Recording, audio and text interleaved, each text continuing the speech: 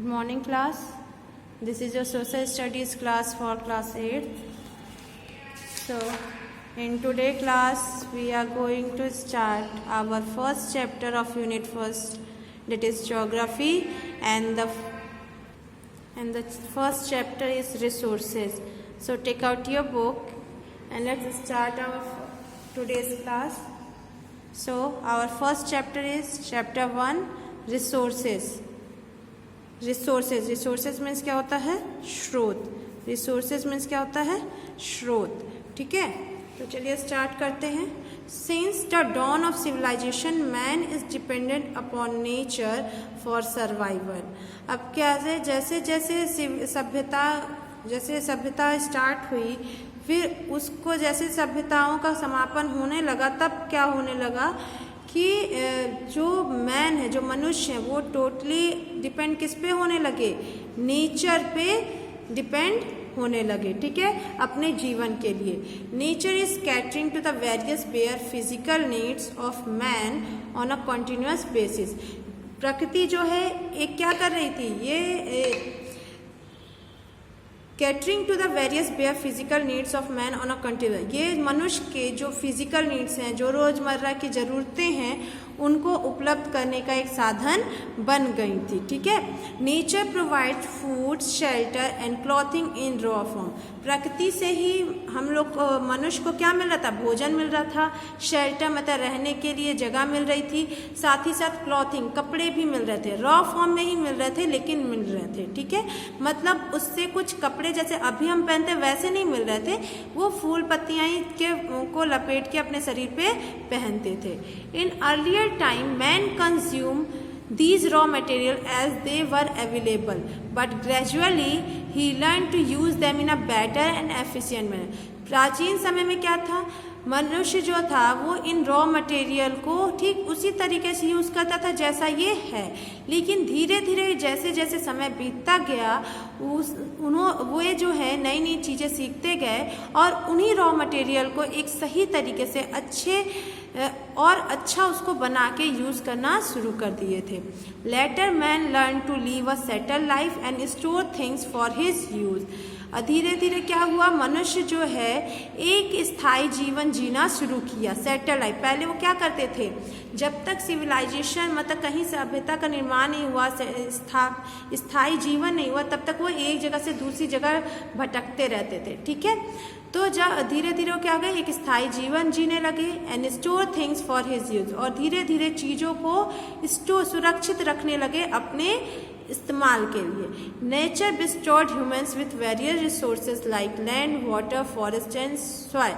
प्रकृति जो है ह्यूमन को अलग अलग तरीके से सुविधाएं प्रोवाइड कर रही थी, और वो किस रिसोर्सेज के फॉर्म में? लैंड, वाटर, फॉरेस्ट और सॉइल के फॉर्म में.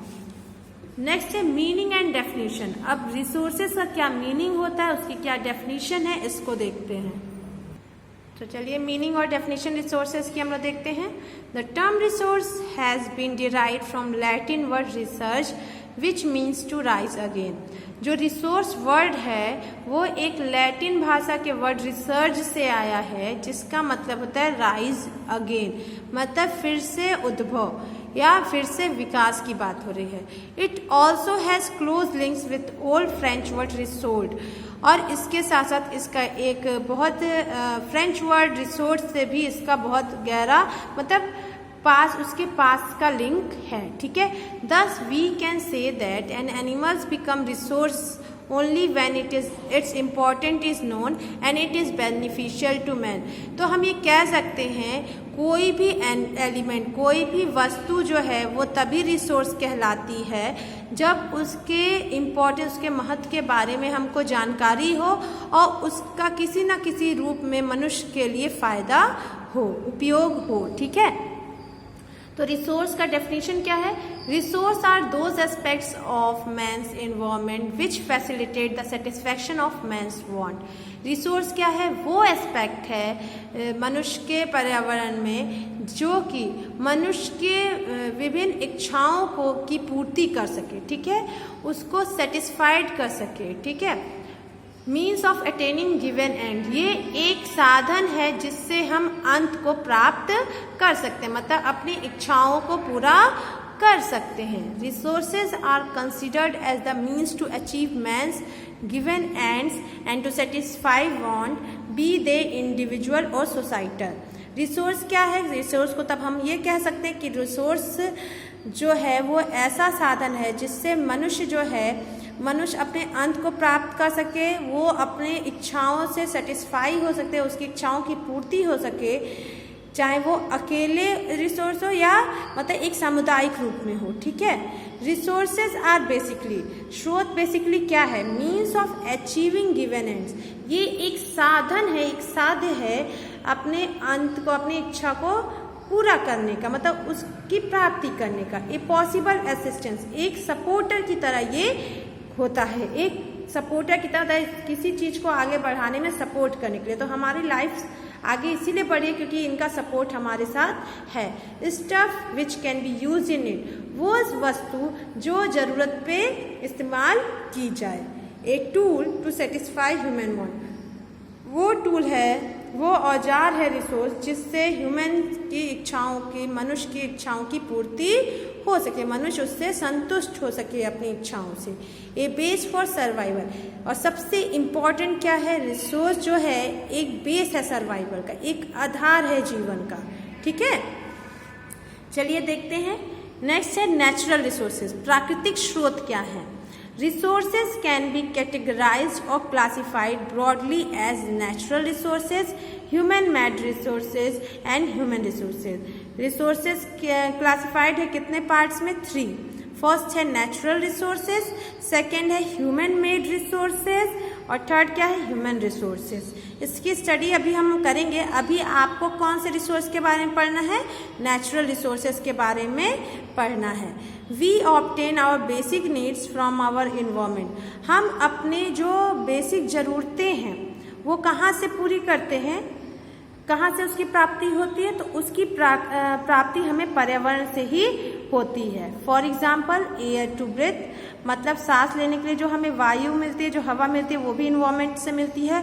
वाटर टू ड्रिंक, पीने का पानी भी हमें इन्वायरमेंट से ही मिलता है। सॉइल टू ग्रो क्रॉप्स, और फसल को उपजाऊ बनाने, फसल उगाने के लिए भी हमें जो मिट्टी की आवश्यकता होती है वो हमें कहाँ से मिल रही है? इन्वायरमेंट से ही मिल रही है। ठीक है। In the same way, sunshine, forest, mineral, etc. are useful to human being. ठीक इसी तरीके से जो सनशाइन है, जो सूरज की रोशनी है, फॉरेस्ट जो जंगल है, जो मिनरल्स हैं, वो ह्यूमन बींग्स के लिए उपयोगी हैं, किसी न किसी तरीके से वो उपयोगी हैं। These gifts of nature satisfy human wants, जो ये प्रकृति का गिफ्ट है, उपहार है, इसके कारण ही यही जो है मनुष्य की इच्छाओं को संतुष्ट करता है। These are known as natural resources, इसी को हम क्या कह रहे हैं? नेचुरल रिसोर्सेज है। किसको? वो गिफ्ट, वो उपहार जो नेचर द्वारा मिला है मनुष्य की इच्छाओं को संतुष्ट करने के लिए। A natural resource is any gift of nature that satisfies human want. Natural resource वो है जो एक उपहार है, प्रकृति द्वारा दिया गया उपहार है, जिससे मनुष्य की इच्छाओं की संतुष्टि हो सके, इच्छाओं से वो संतुष्ट हो सके। Air, water, sunlight, soil, minerals, natural vegetation and wildlife acquire values as a resources only when people start using them. चाहे वो हवा हुआ, पानी हुआ, सूरज की रोशनी हुई, मिट्टी हुआ या मिनरल्स हुए, नेचुरल वेजिटेशन में जो भी प्लांट्स और ट्रीज हैं, वाइल्ड लाइफ मीन्स जो भी एनिमल्स हैं, वो तभी वो उनकी वैल्यू है रिसोर्स के रूप में जब मनुष्य जो है, जो लोग हैं, उसका यूज़ करना शुरू करें। फॉर एग्जाम्पल, अब इस पे एक एग्जाम्पल देखिए, उससे समझिए। इन ओल्डर डेज, पुराने समय में वाटरफॉल, जो झरने होते थे, उनका कोई इस्तेमाल नहीं होता था until we started harvesting them for the generation of electricity. तब तक जब तक हम इस झरने का यूज़ बिजली उत्पन्न करने के लिए नहीं किए। until we discovered and refined the minerals and they had no resource value. और जब तक हमने मिनरल्स को रिफाइन नहीं किया, डिस्कवर नहीं किया, उनकी कोई रिसोर्स वैल्यू नहीं थी। जो नेचर का गिफ्ट था वो रिसोर्स तभी become resource depending upon the need of human being, वो तभी रिसोर्स बनते हैं। वो टोटली किस पे डिपेंड करता है? ह्यूमन बीइंग्स की आवश्यकताओं पे, ह्यूमन बीइंग्स की ज़रूरतों को पे ही पूरा ये डिपेंड करता है कि नेचर के द्वारा दिया हुआ कौन सा गिफ्ट रिसोर्स बन रहा है या बनेगा। ठीक है। Resource development depends upon the knowledge of man, his scientific treatment and the level of technology.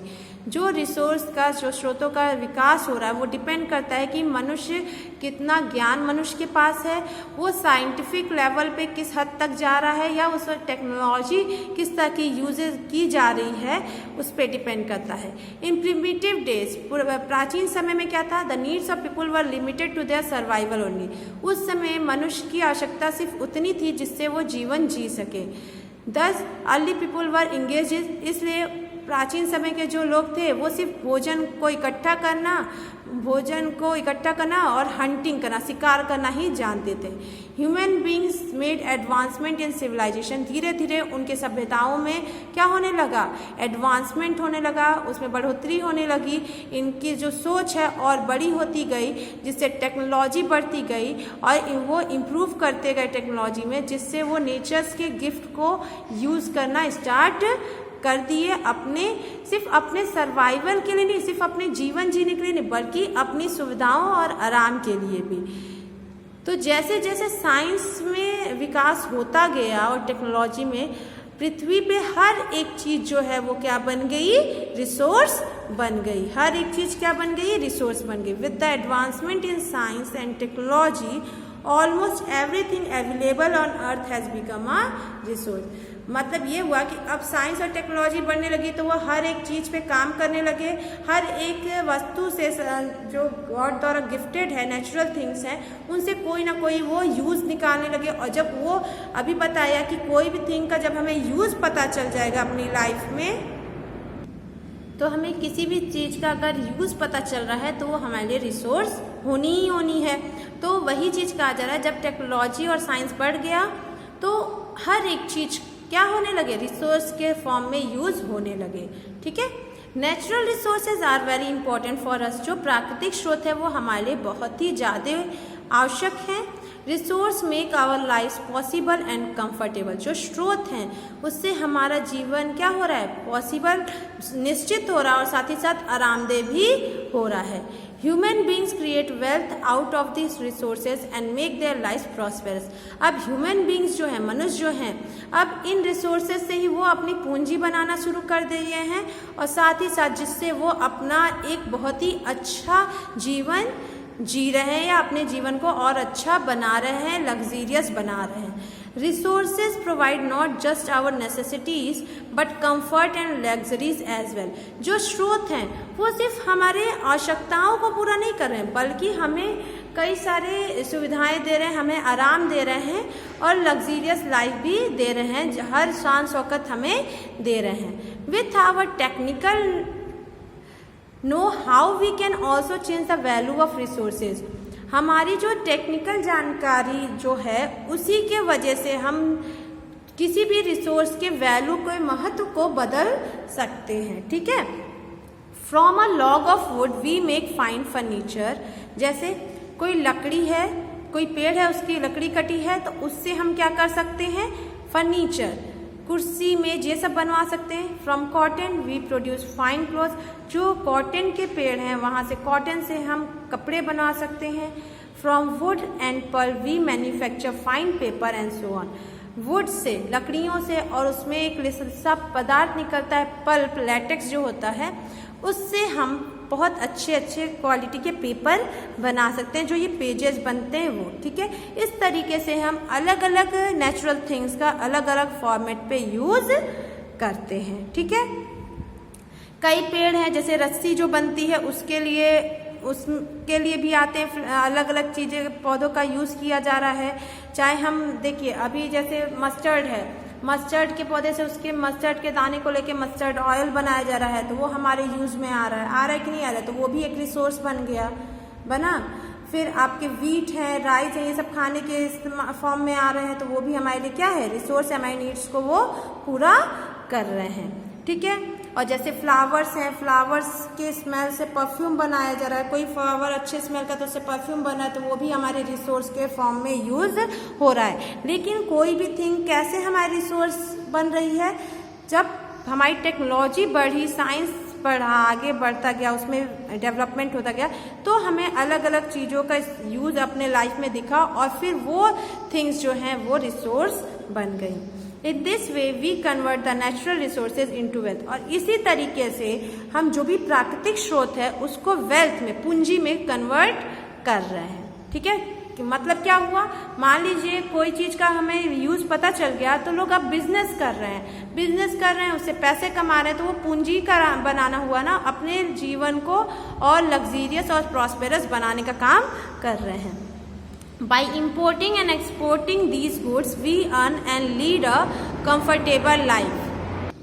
तो जो नेचुरल थिंग से चीज़ें बन रही हैं, गुड्स मतलब जो सामान बन रहे हैं, उनको दूसरी जगह पहुंचाना या दूसरी जगह से नई चीज़ें लाना अपने पास, इसी से क्या हो रहा है, हम पैसे कमा रहे हैं और अपना जीवन आरामदायक जीवन हम व्यतीत कर रहे हैं। ठीक है, नेक्स्ट है क्लासिफिकेशन ऑफ नेचुरल रिसोर्स। अभी तक आपने नेचुरल रिसोर्सेज पढ़ा, तो नेचुरल रिसोर्सेज में कई तरीके के रिसोर्सेज हैं, उसके बेसिस पे उसका क्लासिफिकेशन किया गया है। तो on the basis of origin resources, मतलब जो स्रोत की उत्पत्ति है उसके बेसिस पे जो है नेचुरल रिसोर्सेज का क्लासिफिकेशन हुआ है, वो कितने पार्ट्स में हुआ है, बायोटिक एंड एबायोटिक रिसोर्सेज। तो देखिए क्या है, बायोटिक रिसोर्सेज क्या है, all those resources which we obtain from the living organism such as plants and animals are known as biotic resources. वो सारे स्रोत जो हमें जीवित प्राणी से मिल रहा है, जैसे कि प्लांट से मिल रहा है, एनिमल से मिल रहा है, प्लांट और एनिमल द्वारा जो स्रोत हमें मिल रहे हैं उनको हम बायोटिक रिसोर्सेज कहते हैं। उनको हम क्या कहते हैं, बायोटिक रिसोर्सेज कहते हैं। फॉर एग्जाम्पल जैसे देखिए, we get many products from animal, हम जानवरों से कई प्रोडक्ट्स, जानवरों द्वारा बनाए गए प्रोडक्ट्स का यूज़ करते हैं। They are all living beings, ये सारे एनिमल्स क्या है, लिविंग बींग्स ही तो हैं, तो इसलिए बायोटिक रिसोर्सेज होगा। The agricultural crops, forest products, fish, animals, bird, marine organism, coal and petroleum are all included in biotic group. जो भी एग्रीकल्चर क्रॉप हैं, जो भी फसल हैं, जंगल के प्रोडक्ट्स जो होते हैं, मछली है, जो भी जानवर हैं, चिड़िया हैं, या समुद्र में रहने वाले जो जीव हैं, कोयला है, पेट्रोल है, पेट्रोलियम है, ये सब क्या होंगे, बायोटिक ग्रुप में ही आएंगे। अब कोल और पेट्रोलियम कैसे बायोटिक ग्रुप में आएंगे, तो कोल और पेट्रोलियम जो हैं वो मिट्टी के अंदर से खुदाई से निकलते हैं, लेकिन ये अब आप सोच रहे हो बायोटिक कैसे हुआ, क्योंकि बायोटिक में तो लिविंग ऑर्गेनिज्म है, तो इसलिए हुआ कि जो भी लिविंग बींग्स हैं, जैसे एनिमल है, ह्यूमन हुआ या बर्ड्स हुए या प्लांट्स ही हुए, प्लांट सड़ गल के मिट्टी में मिक्स होते हैं, ह्यूमन बींग्स जो है एनिमल बर्ड से भी मर के मिट्टी में मिक्स होते हैं, तो ये जो जमाव जीवाश्म नीचे इकट्ठा होता है उसी से कोल और पेट्रोलियम का फॉर्मेशन होता है। ठीक है, तो इसलिए कोल और पेट्रोलियम कैसा रिसोर्स है, बायोटिक रिसोर्सेज है। ठीक है, देखिए वही चीज यहाँ पे दिया है फैक्ट एक्ट में कि coal, petroleum and natural gas are formed by decomposition of dead plants and animal and are derived from inside the earth crust, hence they are biotic resources। मतलब अर्थ का कोर होता है, फिर मेंटल होता है, फिर क्रस्ट होता है। ठीक है, तो क्रस्ट वाले एरिया के जो सबसे निचला हिस्सा होता है वहाँ पे जाके ये जो भी डेड ऑर्गेनिज्म होते हैं वो वहाँ पे जाके जमाव बना लेते हैं और वहीं से कोल और पेट्रोलियम और नेचुरल गैस का फॉर्मेशन होता है। ठीक है, नेक्स्ट है बायोटिक रिसोर्सेज। तो बायोटिक में आपने देखा लिविंग ऑर्गेनिज्म है, तो ठीक इससे हमें समझ में आ जाएगा कि एबायोटिक जो है वो नॉन लिविंग ग्रुप से बिलोंग करता है। तो देखिए abiotic resources belong to the non living group. Abiotic resource किससे जुड़ा हुआ है, संबंधित है, नॉन लिविंग ग्रुप से, जो अजीवित ग्रुप है, मतलब जिसमें जीवन नहीं है, जो जीव नहीं है। They are generally found within the earth crust. ये मेनली कहाँ पाए जाते हैं? अर्थ के क्रस्ट में। मतलब ये कोर था, मेंटल और क्रस्ट, अर्थ का जो लेयर है उसके अंदर पाए जाते हैं। जैसे रिसोर्सेज हैं, रिसोर्सेज जैसे एयर, वाटर, लैंड, ओर्स में कौन कौन से? गोल्ड है, कॉपर है, आयरन है, सिल्वर है, मिनरल है। ये सब एग्जाम्पल्स हैं किसके? ओर के। किसके? ओर के। ये सब अर्थ क्रस्ट में पाए जाते हैं और इन्हीं को हम क्या कहते हैं? एबायोटिक रिसोर्सेज कहते हैं। एयर, वाटर, लैंड जो हैं वो हमारे एबायोटिक रिसोर्सेज हैं। ये लिविंग बींग्स तो है नहीं। और जो गोल्ड है, कॉपर, आयरन, सिल्वर, मिनरल्स, ये सब क्या है? ओर कहलाते हैं। ठीक है, ओर कहलाते हैं। तो ये अर्थ क्रस्ट के अंदर पाए जाते हैं, खुदाई के द्वारा निकाले जाते हैं। On the basis of exhaustibility resources can be classified as renewable and non renewable resources. देखिए, अभी आपने जो बायोटिक एबायोटिक रिसोर्सेज पढ़ा है वो किसके बेसिस पे है? उत्पत्ति के बेसिस पे है। स्रोतों की उत्पत्ति कहाँ से हुई है।